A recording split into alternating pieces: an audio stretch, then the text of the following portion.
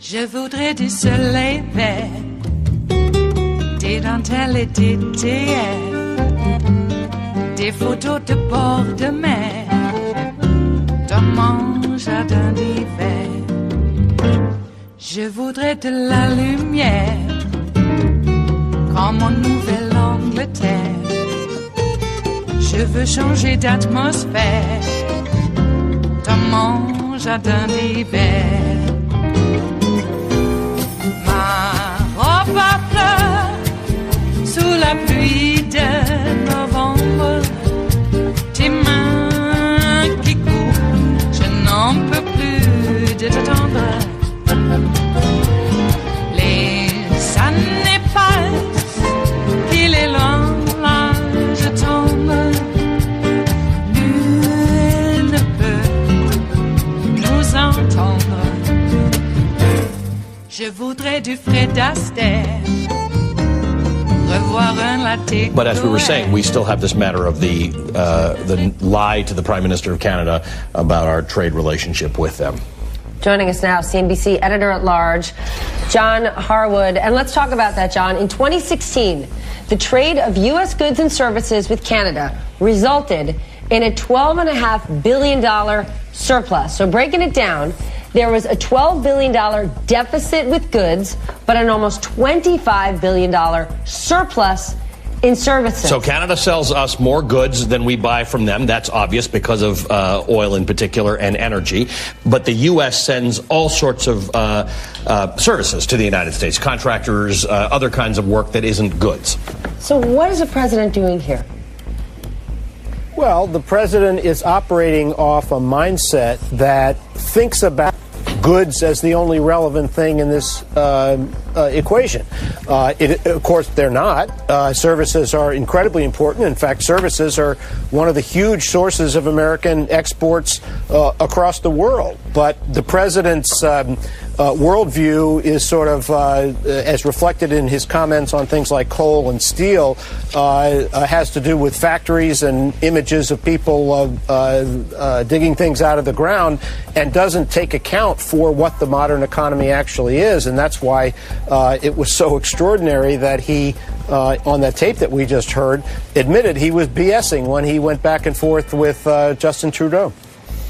So part of the problem is that we are evolving into a knowledge economy. It's what you do when you want your wages to go higher and higher, and you want to get to a point where you're making more money than we can make per worker by manufacturing goods. This is the normal evolution of a society. Right.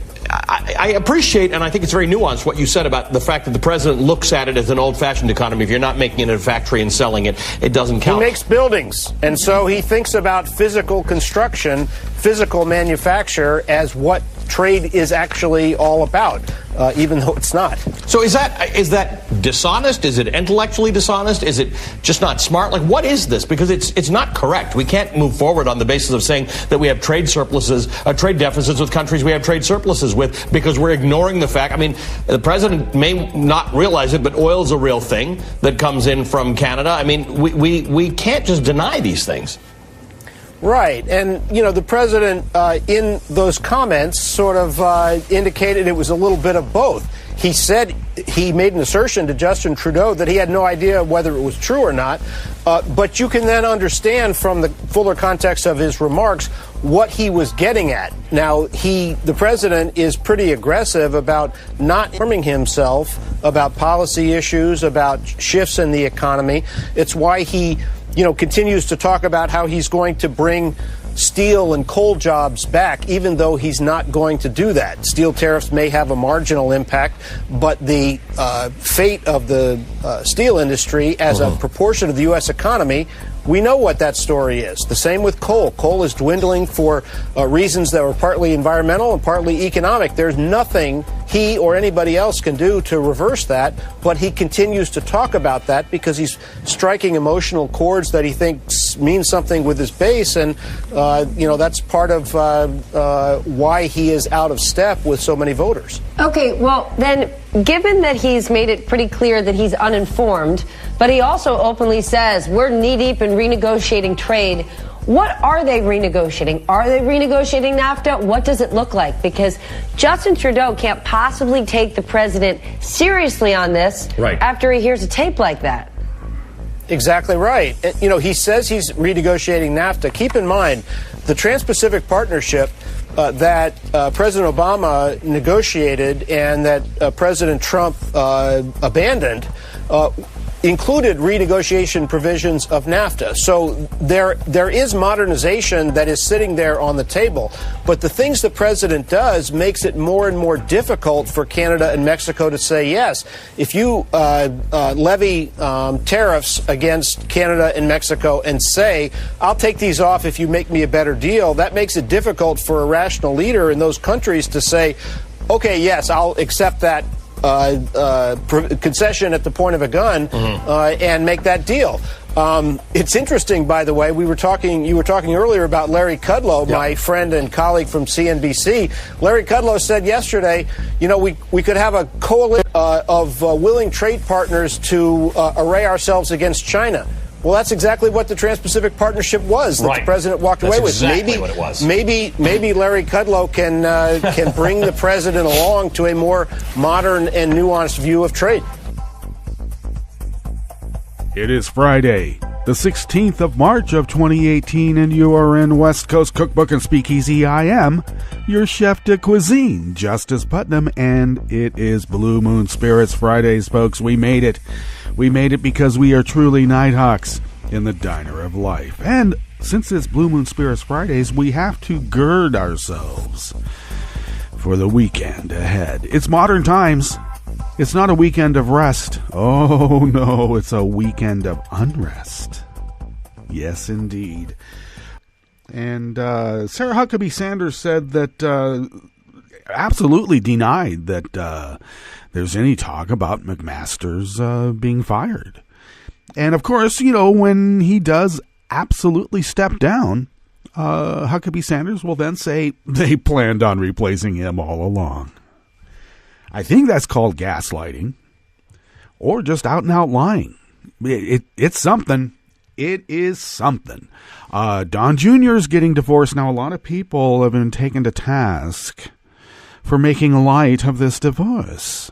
Because in proper society, one doesn't make fun of the tragedy of a couple separating because of the kids. Well, this is Don Jr. we're talking about. Normally, I would say, that's their business. I'm not going to make fun of it. But we're talking Don Jr. And I should also add that divorce is really nothing to joke about, especially when assets have to be transferred really quick as soon as Mueller subpoenaed the Trump organization. Because, you can't come after Don Jr.'s assets when his divorced wife has them. They're always thinking ahead.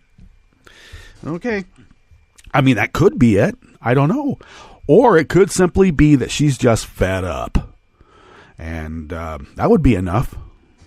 What else is happening on the menu today? There's so much news out in the world. We had to really just choose the proper ingredients out there and put together some dishes that we've curated for you. And what are they?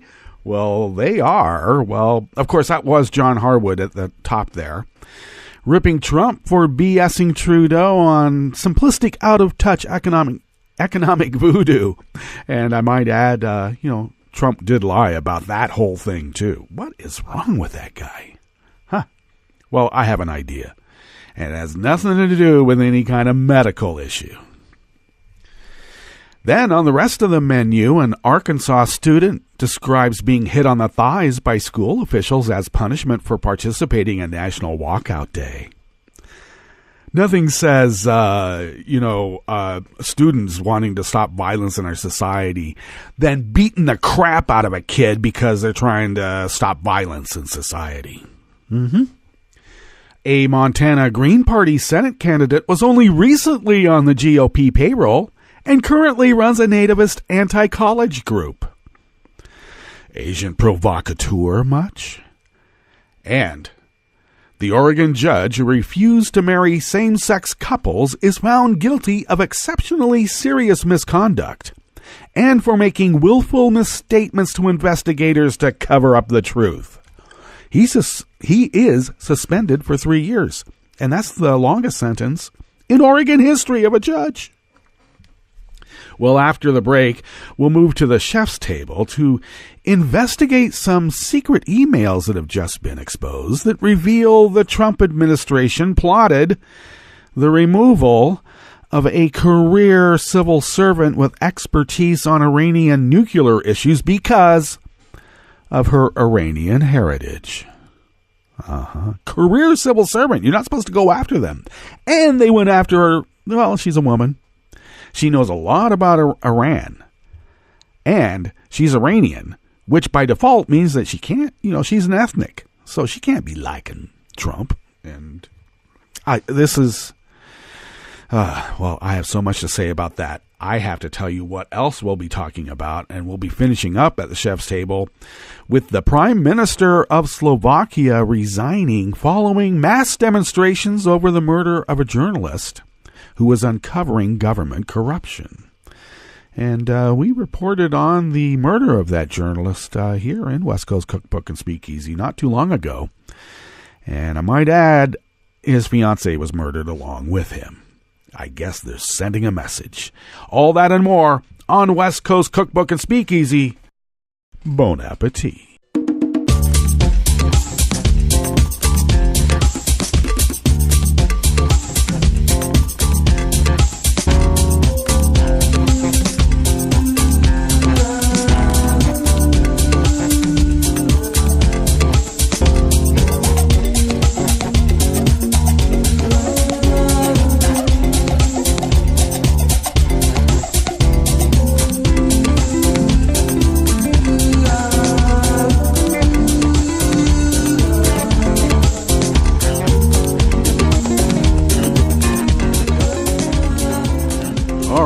French 77, I have to tell you, is probably the best cocktail for Blue Moon Spirits Friday. It is my favorite.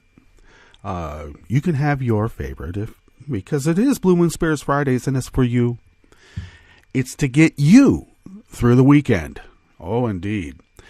Okay, if you go to the bottom of our homepage at netrootsradio.com, you'll notice to the leftish of the page the chat room link, and go ahead and click that and chat. There's people in there, and Kelly Lincoln, our rowing girl, does monitor that. So not 24 hours, but boy, she's pretty diligent, and she'll get back to you in due time if you have a request, question, or concern. Do follow us on Twitter at Netroots Radio, and also on Facebook at Netroots Radio. You can follow me on Twitter, and I'm there as at Justice Putnam. And our show notes and links for every day's show is on my daily diary I put up daily on Daily Co's. And I'm there as Justice Putnam. How easy can it be? To the leftish of the chat room link there at the bottom of the homepage are the Contribute Donate buttons. And thank you for your generosity. We are unable to do this without you. So everything is appreciated, really, truly. And, podcasts of West Coast Cookbook and Speakeasy can be had by way of Spreaker, TuneIn, YouTube, etc., etc. Oh, Stitcher, got to say Stitcher, and etc., etc., etc. Oh, and one other thing, because sometimes I forget, I don't want to. Music on West Coast Cookbook and Speakeasy is by Frances Livings, and she's down in Los Angeles. Well, from where I'm at, she would be down in Los Angeles.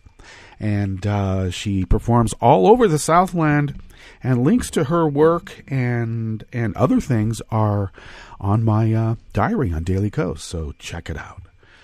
Okay, this first article and the Bistro Cafe part of West Coast Cookbook and Speakeasy Blue Moon Spirits Fridays. I assure you, I have not started drinking, and I should be honest, I don't really drink anymore, as if I ever really did. But yeah, something wrong with my mouth today? Come on, get a working. Okay, this first article is by Noor Al-Sabai out of Raw Story. This is Arkansas, and I guess I could make a joke about, they're, back in another century, so, it is, after all, just Arkansas. But as the son of an academic educator and dabbling in education myself in the professional capacity, the idea of hitting a student is so archaic. It just... It doesn't make any sense. And I love these kids because they do the classic thing. And I'll tell you, it is classic, and you'll get it as I tell you this story. Arkansas high school senior Wiley Greer described what it was like to receive corporal punishment for taking part in the National Walkout Day protests against school gun violence. In a statement to Raw Story, Greer said they received the punishment, which consisted of a swat on the thighs in the presence of Greenbrier High School's assistant principal, and the school's dean administered the punishment. The punishment was not dealt with in malice or cruelty, Greer wrote. I have the utmost respect for all the adults involved. They were merely doing their job as the school board and policy dictated. Okay, just doing their job. Now, that didn't work at Nuremberg. I keep telling people, when they say they were just doing their job, it really isn't an excuse or a defense. But these are kids. And when you're on the cross, it's probably, you're taking the moral high ground to forgive your executioner. Okay. Well, the swats were not painful or injuring, the student wrote. And they chose that over in-school suspension. It was nothing more than a temporary sting on my thighs. The dean of students did stress, however, that not all punishments like this ended this way. The student continued, meaning, I guess, when you're getting hit for real at that school, you're getting hit for real. I remember back in the day, there was this thing called the school board, and it was the paddle, and it had a handle. It looked like it was made, rough hewn in the school's wood shop, if they had one. But normally they got it from somewhere.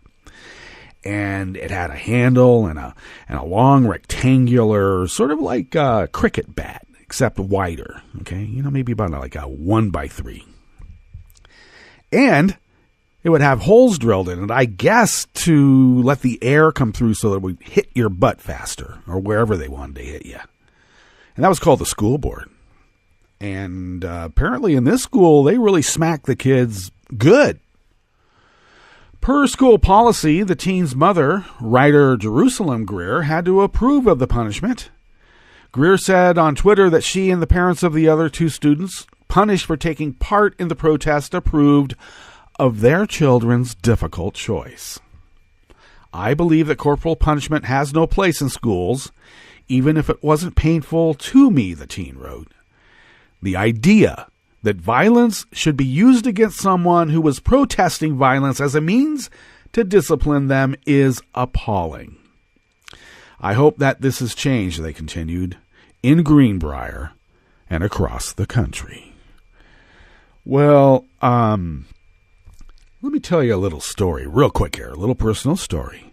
When my dad became my dad, when he married my mom, when we were just mere little kids, there was the attendant spanking of the kids for any transgression. But when my dad became my dad, the rule was there would be no more spanking. That if you spanked your kid, first off, I got to tell you, there's a little bit of leeway in all of this. But let me just tell you that usually what happens is that when you're spanking the kid, you're not doing it as a life lesson. You're doing it to let out your frustration. But you can't just stop spanking the kids. You can't go cold turkey because some people are really addicted to that form of discipline. And so my dad imposed this rule that, first of all, you would never hit a kid in anger because you don't know how hard you're hitting a kid when you're angry. Number two is that you would never spank them anywhere except on the fat of their butt, and no more than 3 swats. And you don't do it on their bare butt. You don't do it with an implement. You do it with your open hand. And if your hand is red and it stings, you hit that kid too hard. So these are rules that he learned as an educator and tried to impose, and but of course he went to higher education, university teaching. So normally they don't smack the kids there, normally. But I thought that was an appropriate way to do it, and I only spanked my child once, and it was because I gave him the choice. I gave him an ultimatum, and even Dr. Benjamin Spock, who was absolutely against corporal punishment, said if you give the kid an ultimatum, you got to fulfill the ultimatum, even if the ultimatum meant that you're going to spank your kid. So I learned real quick, never give him the choice. Because I remember as a kid, before my dad became my dad, we would just wait to get smacked and then continue doing what we were doing. But after my dad became my dad, the worst punishment in the world, worse than the smack, was standing there, taking a lecture about what it meant between right and wrong. And there was no going to the bathroom, there was no getting water. You had to stand there and take it. And I used to beg, just smack me and get it over with. And he would chuckle a little bit while he graded his blue book essays that his college students wrote. He'd look up and say, no, that's too easy. So I think that's a much more effective way to discipline a kid. And smacking him, well, it's what these kids did. Smack me, get it over with, and we'll continue doing what we're doing because we're trying to change the world. And they are.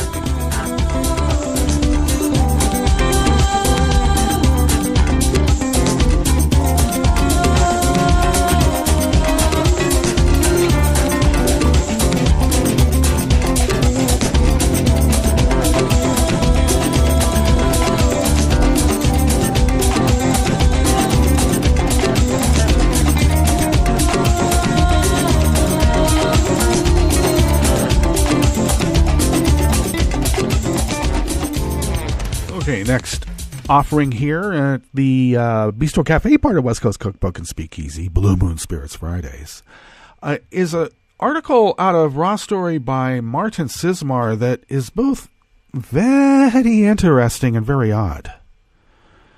Okay, well now, depending on who you ask, the Green Party is either the one unsullied edifice of progressivism or a useful tool in conservative conspiracies to sow division on the left and undermine Democrats.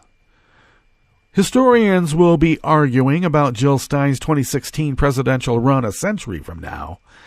But when it comes to Montana's Timothy Adams, who is running on the newly certified Green Party ticket, there is no question. Adams is not only a conservative who heads an anti-tax group, he's also a recent former employee of the state Republican Party. Adams has previously made headlines by filing election complaints against Democrats. Now, of course, Adams is running to siphon votes off centrist Democrat Senator Jon Tester. So far, top Republicans in that state have stayed out of the race because they can't beat Jon Tester. But I don't know. If you want to siphon off votes, this is one way to do it. I wonder where they got the idea. I know this might have been some sort of long-standing practice that had been, well, probably put into the dustbin of history. now reanimated and revitalized with, I got to tell you, a little Cyrillic flavor. The state's Green Party officials signed off on this. Green Party boss Danielle Breck told the AP that she spoke to all of the candidates who filed under the party's name and reviewed with the candidates the Green Party's 4 pillars and 10 key points. We don't actually have any ability to deny candidates to file under our name. Oh, really? Actually, I thought if you're a party, you just make the rules. Okay, Adams is also a leader of Montanans Against Higher Taxes, which is ostensibly an anti-tax group, but which is mostly focused on railing against the state's higher education system, which these free market enthusiasts complain drive up costs for locals because it draws students from out of state with trust funds and blank checks from student loans who want a new dorm with a ski tuning room. What? The group is especially angry about Californians coming to the state for an education. The group also alleges that the students party too hard. Oh my God. Have you ever seen a Montanan cowboy party after a rodeo? Jeez. And I'm talking Southern Comfort involved here, and we're in Montana. Jeez. I've been around. I wore a cowboy hat, and I've been on a bucking steed. Oh, my God. I know how it goes. Well, also, this guy's an idiot because, those out-of-state tuitions is what pads your state coffers. Idiot.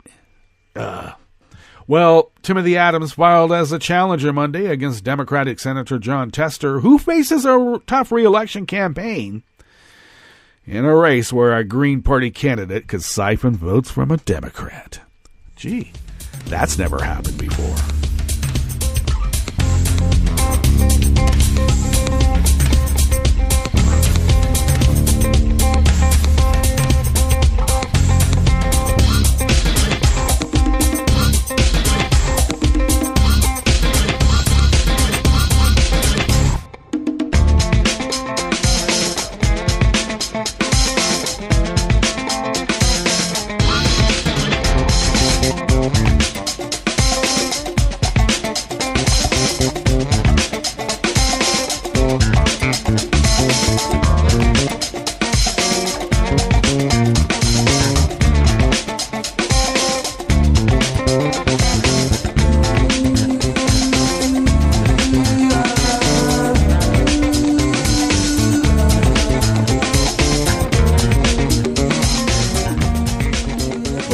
Finishing up here in the Bistro Cafe, part of West Coast Cookbook and Speakeasy, Blue Moon Spirits Fridays, is an article by the great Sarah K. Burris, also out of Raw Story. The Oregon Supreme Court suspended Judge Vance Day yesterday, Thursday, for willful misconduct and for making willful misstatements to investigators to cover up the truth. Now, Day was first appointed in 2011 to the bench in Marion County Circuit Court, and it was decided that he acted with prejudice against same-sex couples by refusing to marry them after the U.S. Supreme Court legalized the marriage. He also instructed his staff to do whatever it took to avoid public detection of his refusal. Wow, a cover-up too, huh? The state court specifically cited exceptionally serious misconduct in making false statements about a man he supervised on probation. Day claimed he did not know the man was a felon, but documents prove that he was lying. Day also lied about being assaulted by a referee at his son's community college soccer game. One of those guys, huh? Figures. We conclude that a lengthy suspension is required to preserve public confidence in the integrity and impartiality of the judiciary, the court's opinion said, and it is the longest suspension in the state's court's history. Well, I'll tell you, 3 years suspension from being a judge. Now, I didn't look at all of the restrictions that he's going to have. If he lose his law license. I haven't found that yet. But he oughta. And Marion County, that is Salem, the capital of the state of Oregon, by the way. Okay, let's get to our break, and we'll come back and go through weather from around the world and finish up with the stories that we have curated for you on this Blue Moon Spirits Fridays. You are listening to West Coast Cookbook and Speakeasy, and we will be right back. You are listening to nativist.radio.com. Please hang up and try again.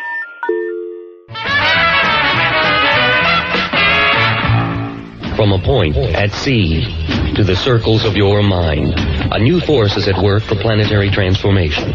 New radio for a new Earth.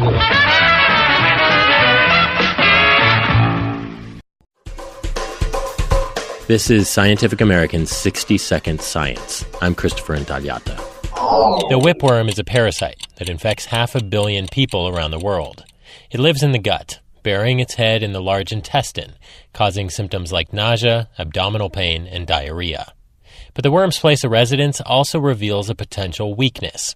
The parasite needs to steal some of our own gut bacteria to thrive. It takes them from the host and then bends it seems, to generate a population which suits itself.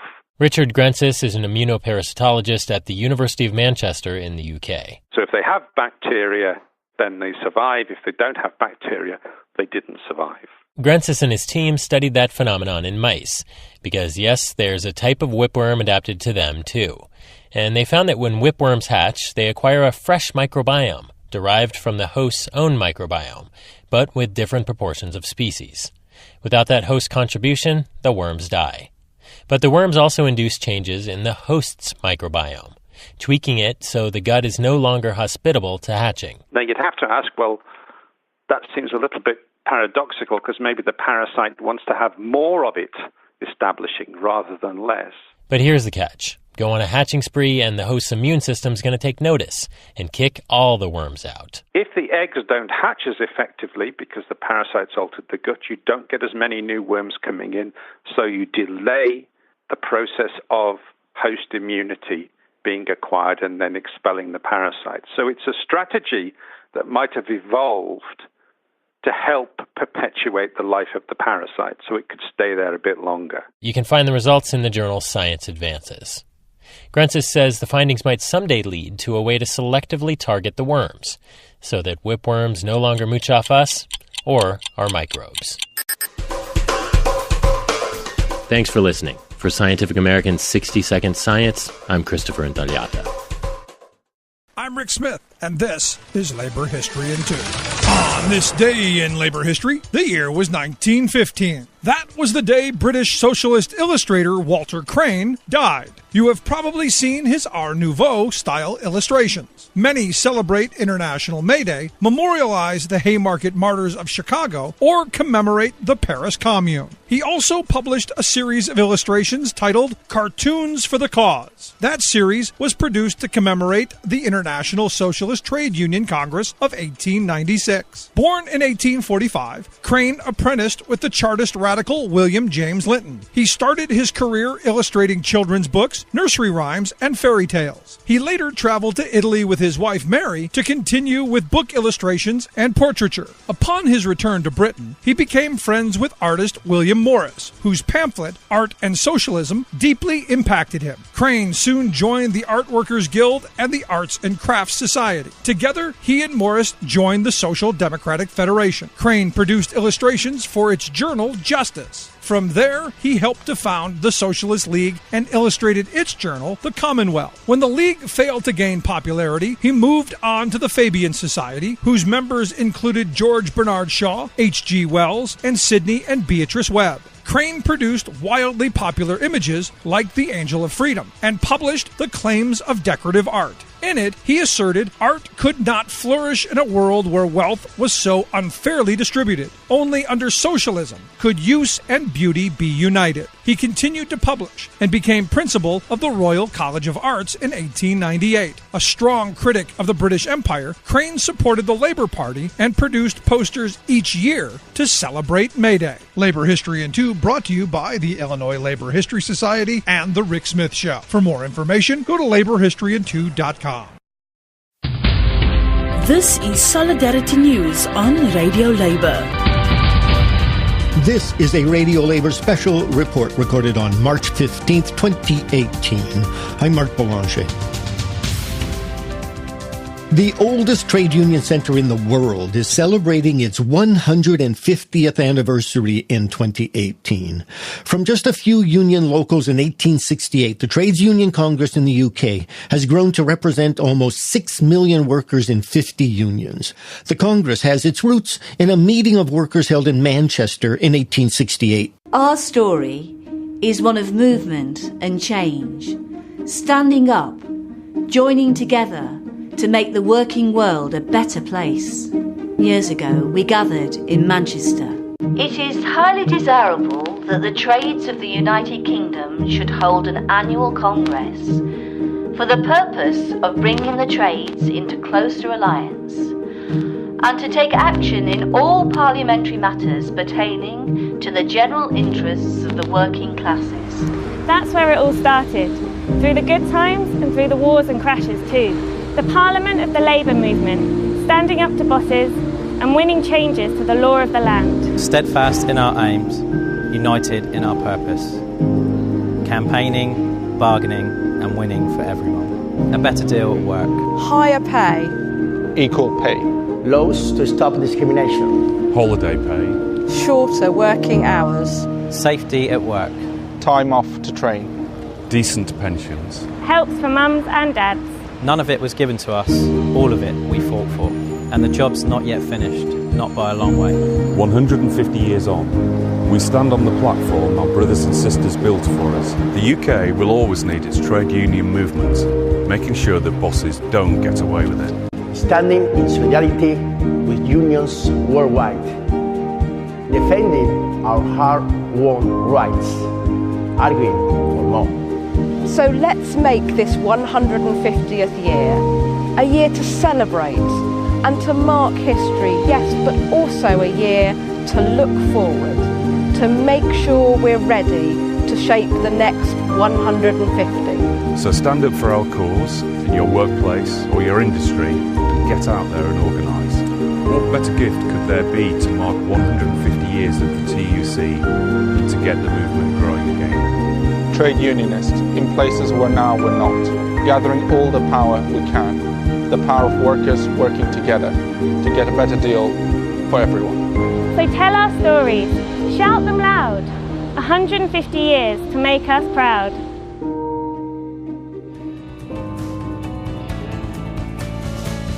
The TUC campaigns on a wide range of issues, including fair pay, maternity leave, equal pay for work of equal value, job security, anti-racism, and more.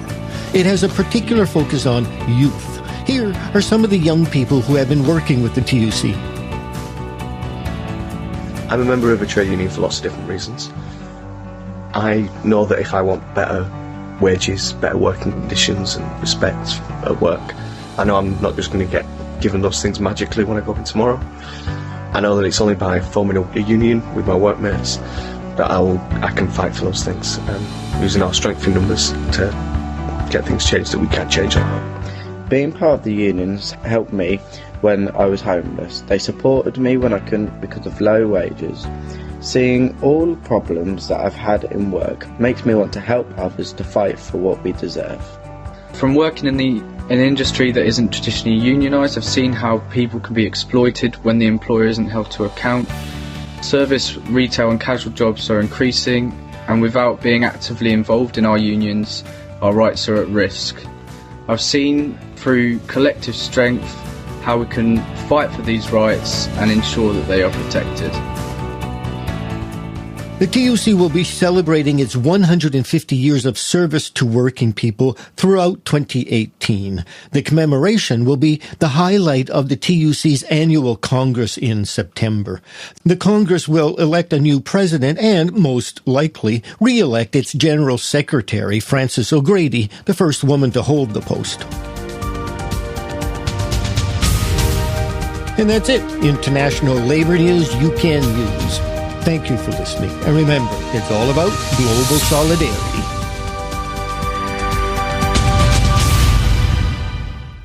From United Nations headquarters in New York, I'm Luke Vargas with your World in 2 Minutes. The permanent 5 members of the UN Security Council are at each other's throats once again, as the United Kingdom blamed Russia for carrying out a chemical nerve agent attack on its soil earlier this month. U.S. Ambassador Nikki Haley. If we don't take immediate concrete measures to address this now, Salisbury will not be the last place we see chemical weapons used. They could be used here in New York, or in cities or of any country that sits on this council. This is a defining moment. Time and time again, member states say they oppose the use of chemical weapons under any circumstance. Now one member stands accused of using chemical weapons on the sovereign soil of another member.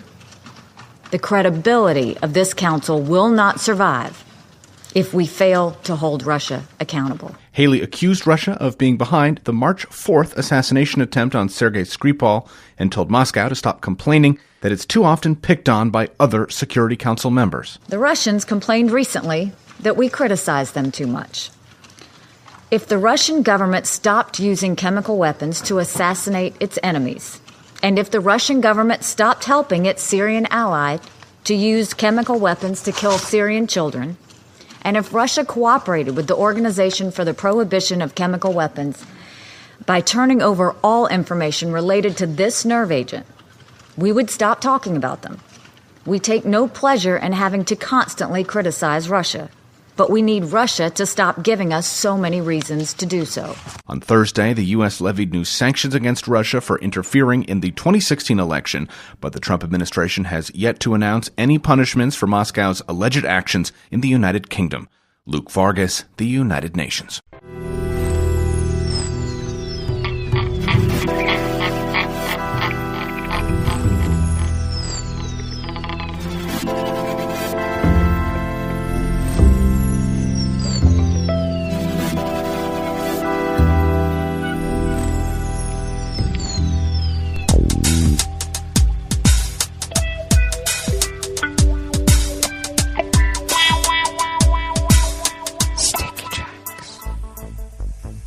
Well, thank you for accompanying us here to the chef's table at West Coast Cookbook and Speakeasy, Blue Moon Spirits Fridays. Oh, I should give a small admonishment about a cultural imperative that seems important in this time and place, and that is the fact that St. Patrick's Day comes up on a weekend. Now, any time that St. Patrick's Day falls on any day of the week, I would give this warning, and especially during the weekend. Do not drink green beer. Just don't do it. You don't want to do it. As a professional in the business, there are 2 holidays. Now, some people love them. They think that, oh, yeah, we're selling lots of beer, but the downside is so terrible. The 2 holidays I hate the most are St. Patrick's Day and Cinco de Mayo. They're bastardizations of something. I don't know. I just have an aversion to a bastardization of, cultural imperatives. And when it's an American bastardization, the next thing you know is you get chop suey. It just goes on and on and on. Oh, boy. And green beer. When you go to Ireland, there's no St. Patrick's Day celebration. There's no Cinco de Mayo celebration in Mexico. Come on. Well, Tijuana. But that's not really Mexico, if you know what I mean. Okay, let's begin with our palate cleanser. Don't drink green beer. Just do not drink green beer. Okay, along the banks of the Rogue River in the Rogue River Valley of southern Oregon on the west coast of the continental United States of America. It is currently 35 degrees. It even feels like 35 degrees, apparently. We're going to be a tad warmer than yesterday. We'll be in the low 50s. They say evening showers, but it's raining now. But when we say showers, it'll be copious amounts of water falling from the sky at a great rate of velocity. Okay, winds now are out of the southeast about 3 miles per hour, and they will increase out of the northwest to 5 to 10 miles per hour. And then we plunge again into the mid to low 30s with a small chance of more precipitation, and it could be a wintry mix. And the winds will then be out of the west-southwest at 5 to 10 miles per hour. And we will be having actually copious amounts of rain for the next foreseeable days in the future. And that's usually about 10 days into the future. So, always subject to change, but I like the fact that when you look out at the ocean, there's a lot of storms coming through, and we need them. Visibility is down to 5 miles. Humidity is 88%. No data on air quality, but people are burning wood in their fireplaces, and I guess Mom doesn't like that. She has breathing problems, and I don't blame her for not liking it. Okay, well, weather from around the world is brought to you by people's personal weather stations that they purchase, and these people planted these personal weather stations somewhere on their property, and these people live around the world. Okay. Oh, when I teach radio announcing school, I'm going to make sure that people know how to pop their P's in cadence. London is 57 and partly cloudy. Paris is 55 and partly cloudy. Rome is 63 and partly cloudy. Kiev is 31 and cloudy. Okay, where are we? Oh, Kabul is 53 and fair. No wedding parties. This is a weekend. Whenever it's fair on the weekend for a wedding party in Kabul, I don't know. You seem to be wiped off the face of the earth in a vast explosion of fire and shrapnel. Okay, that's the weather report. About, I don't know, I would call that 70% chance of falling bombs and fire, brimstone, and shrapnel in Kabul. So be careful if you're getting married this weekend. Hong Kong is 66 and clear. Tokyo is 43 and cloudy. Sydney, Australia is 71 and partly cloudy. San Francisco, California is 46 with rain showers. Wow. And New York, New York is 36 degrees Fahrenheit and mostly cloudy. And that is weather from around the world, brought to you by people's personal weather stations that they purchase, and these people planted these personal weather stations somewhere on their property. And these people live around the world.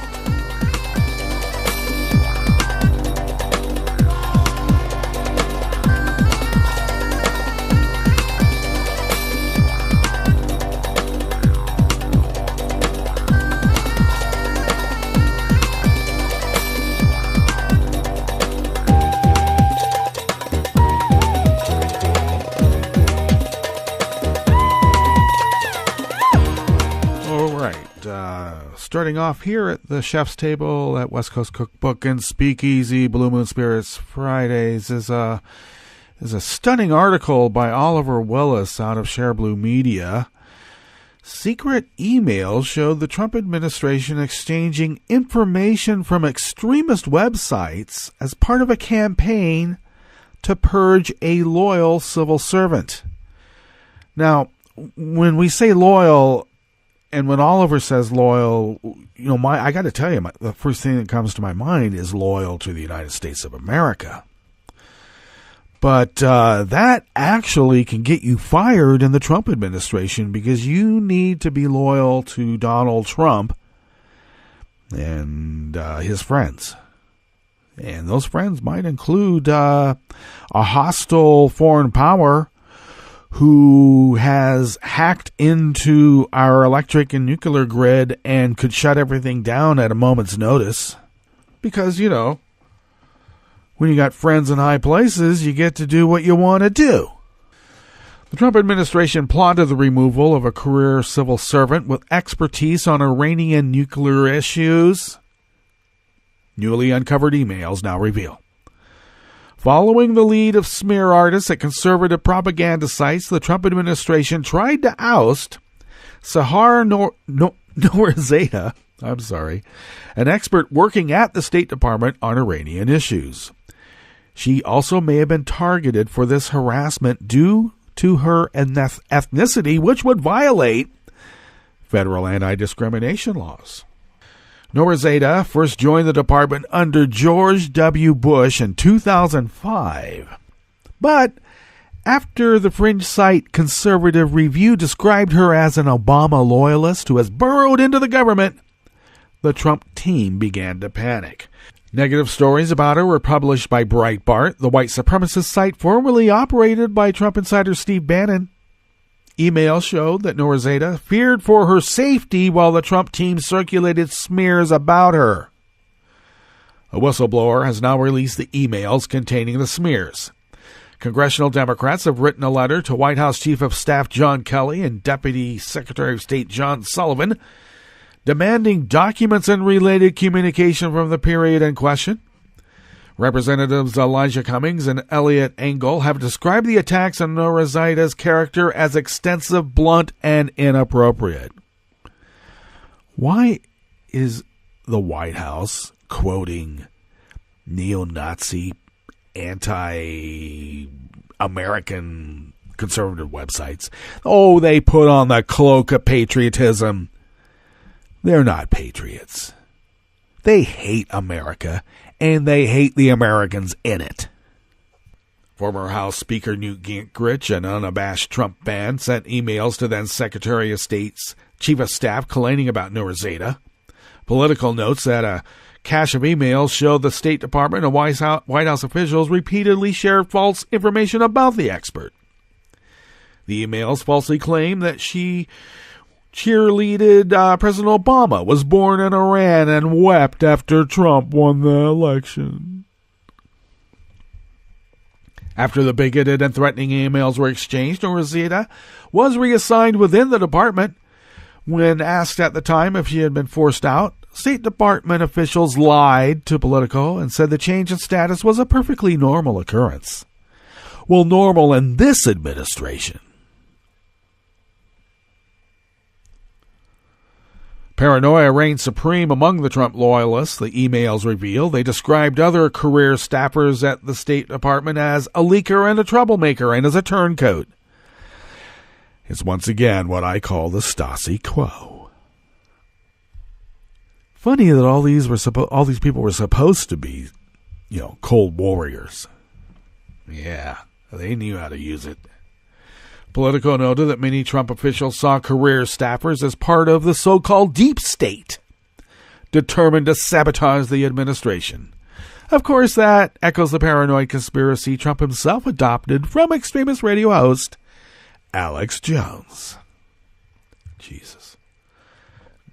Now let's get our head on level ground here, because many civil servants serve under both Democratic and Republican administrations, and their positions are nonpartisan.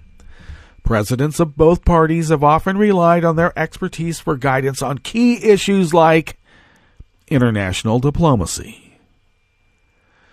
Traditionally, these officials have been left in place to assure that, party aside, American leaders are fully informed and briefed on global events.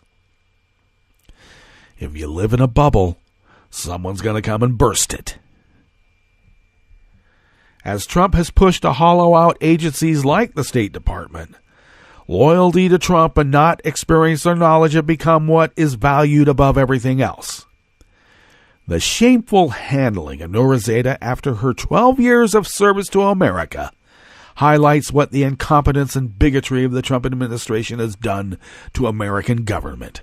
It sends an explicit message that certain cultural backgrounds are being valued over others, and that loyalty to Trump, not to the country, is being prioritized.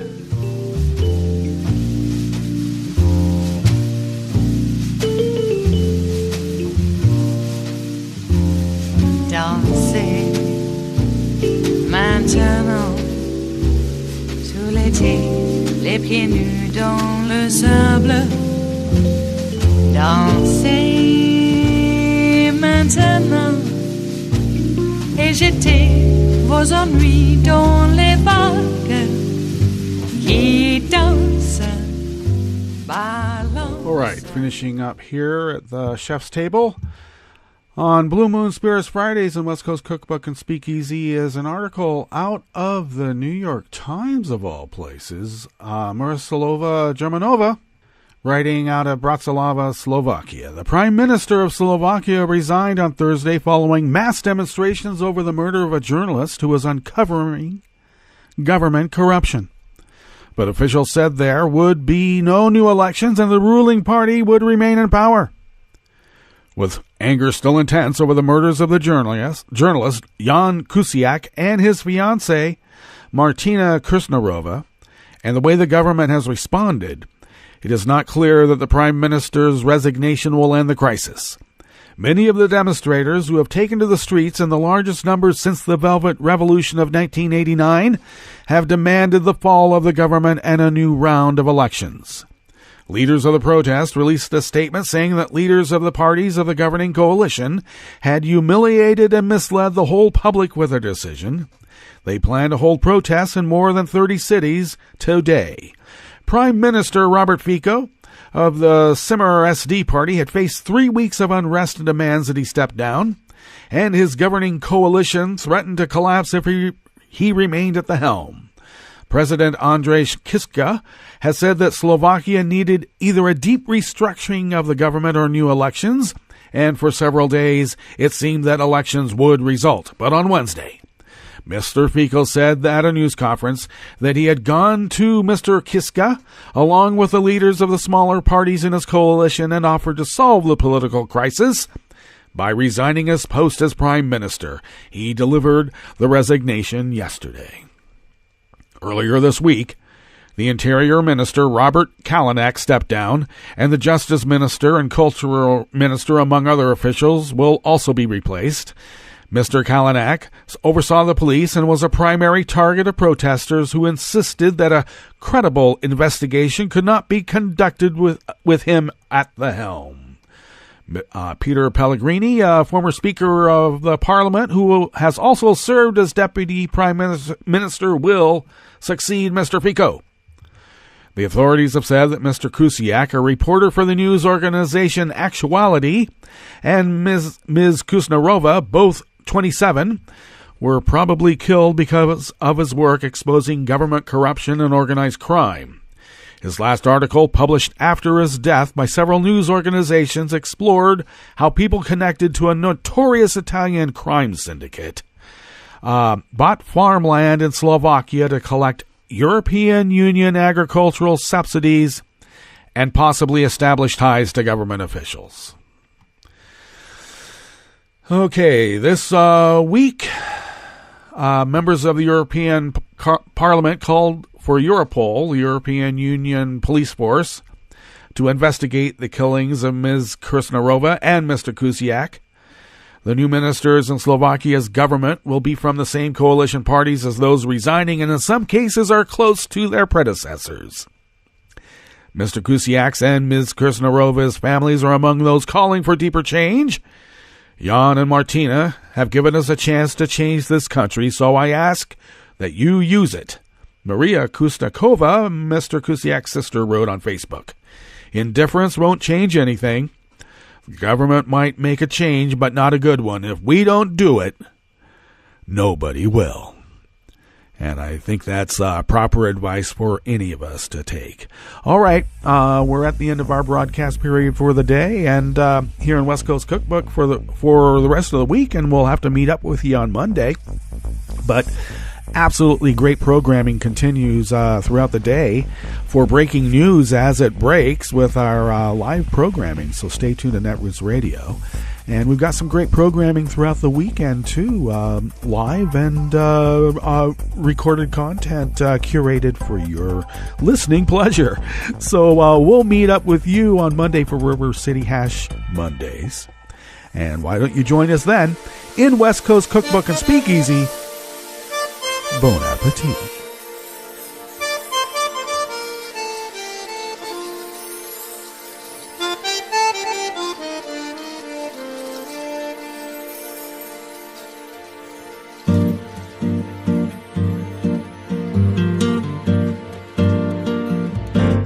Je voudrais du soleil vert, des dentelles et des théâtres, des photos de bord de mer, dans mon jardin d'hiver. Je voudrais de la lumière, comme en Nouvelle-Angleterre. Je veux changer d'atmosphère dans mon jardin d'hiver. Ma robe à fleurs sous la pluie de novembre. Tes mains qui courent, je n'en peux plus de t'attendre. Les années passent, il est loin, là je tombe. Nul ne peut nous entendre. Je voudrais du Fred Astaire, revoir un latte Goël. Je voudrais toujours te plaire dans mon jardin d'hiver. Je veux déjeuner par terre, comme au long de golfe clair, t'embrasser les yeux ouverts dans mon jardin d'hiver. Ma robe à fleurs sous la pluie de novembre. Tes mains qui courent, je n'en peux plus de t'attendre.